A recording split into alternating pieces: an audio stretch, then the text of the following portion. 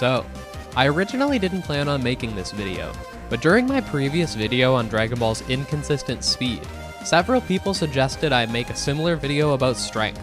And the more I thought about it, the more I realized there's probably even more stuff to talk about here than in the speed video. Dragon Ball loves portraying impressive feats of strength, from the first chapter where we see Goku lifting a car over his head, to Vegeta's training at 300 times gravity.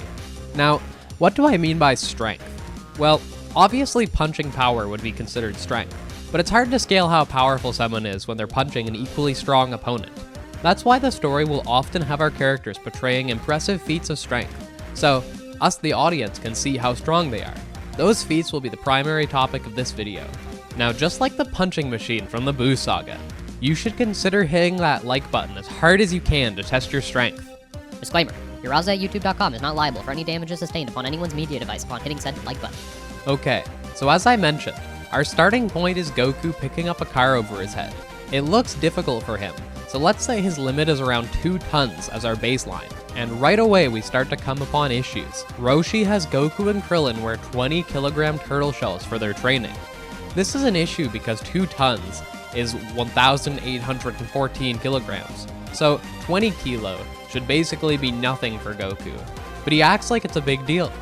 Following that, we see Goku and Krillin push the big boulder near the end of their training, which I wouldn't know where to begin to calculate, but I found a post where someone calculates it, and he said it would be close to 432 tons. Of course, that's followed by Roshi giving them 40 kilo turtle shells, which still isn't very impressive. This brings us to what seems to be Dragon Ball's main feat issue. Toriyama will sometimes give us exact numbers for weight on something, but in the same scene, he will have our characters do something vastly more impressive without any specific numbers attached. The conclusion I think we should come to is Toriyama doesn't really understand weight measurements. He just says things that he thinks sound impressive without really knowing how heavy 40 kilograms actually is. So I'm going to break up our feats into 2 categories, those being actual feats our characters perform versus nonsensical Toriyama weight measurements. So that being said, current Goku's actual strength is being able to push 432 tons, while his nonsense strength is a bit above 40 kilos. Now, we don't actually get any tangible feats of strength for a long time. Our characters certainly get stronger, but it's always just in terms of being able to hit harder. After the World Tournament, Goku goes through about 4 major boosts in power during early Dragon Ball. His training with Korin, the time skip before the second tournament, drinking the Ultra Divine Water, and his training with Kami. After all of that, we finally get another nonsense feat, during the 23rd Tenkaichi Budokai. Goku reveals he's been wearing training weights that are said to be around 250 pounds, which is, only 113 kilos. Obviously Goku wasn't struggling to carry this weight, but it's still only like 3 times heavier than the previous turtle shells, which, believe it or not, is actually consistent. If Goku's power level was around the hundreds during the first tournament, and he's now somewhere above 300, then being able to carry around 3 times more weight makes a lot of sense. Of course, 250 pounds still isn't that impressive, especially in the face of Kid Goku pushing 432 tons, but it's consistent within its inconsistency. Now, if we are assuming Goku got 3 times stronger over the course of original Dragon Ball, then Goku should now be able to push 1,296 tons at this point. However, this too is a bit questionable. Early on during the story, 1,296 tons would have been impressive. But at this point, we have King Piccolo blowing away mountains, and later we get the ever-looming feat of Piccolo Jr. casually blowing up the moon while only being a bit stronger than our 23rd tournament Goku. Of course, those are all performed using energy attacks, which aren't the same as physical lifting strength. But are we sure about that? We see characters tank Ki Blast attacks throughout the story. If characters can tank attacks that blow up the moon, while also still being hurt by regular punches, then by extension, we have to assume our characters can produce relative force between their physical and ranged attacks. I'm not going to get into the math about how strong Goku would need to be to blow up the moon, but just know it's like billions of times higher than a few thousand tons. So, in terms of quantifying, I will just say that Goku has moon-busting level strength. It's about time I present the theory that many people have probably already written out comments about. That being the difference between your literal physical strength versus your ki enhanced strength. Dragon Ball characters are only able to become planet busters thanks to the power of ki. So, while I've dubbed the two types of strength nonsense strength and real strength, you could make a strong argument that these two categories are actually non-ki boosted strength and ki boosted strength. This is by far the easiest way to explain all of these inconsistencies.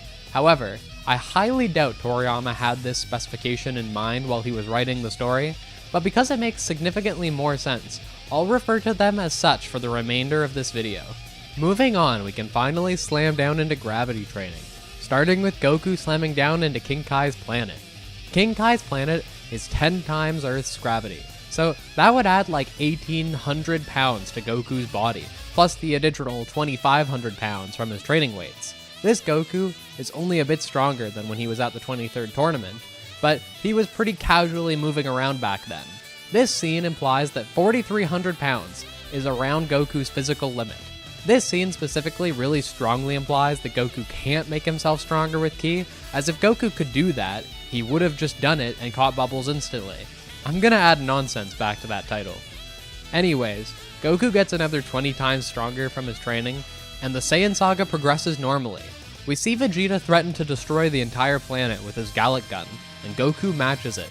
We know beams boost their users' power by 2 to 3 times, so Goku's punches should be at least 30% of that power. So I don't think it's that controversial to put Goku's strength around planetary at this point. After that though, the training gets even more intense. Goku levels up his gravity training to an eventual 100 times, which would mean he's training with a weight of 18,000 pounds, or 9 tons for comparison. Outside of Goku, we know First Form Frieza could flick away a planet, and his final form is 226 times stronger, so let's just say we are massively above planetary at this point. Back on Earth, Vegeta boosts us once again by maxing out the gravity training at 300 times, which would make him roughly 27 tons. After that, we get the infamous statement of Cell saying he has enough energy to destroy the entire solar system. Now, a lot of people will say, how does he know that? But I think you need to realize that when writers have their characters say things like this, their intention is to present this information to the audience. So let's put our ki strength at solar system busting level as we approach that one feat I know you're waiting for. That of course being Goku's training in heaven. That's right, I said heaven, not King Kai's planet. A lot of people forget that this happens in heaven, hence it's not under 10 times gravity, and we need to take all of the weight mentioned at face value.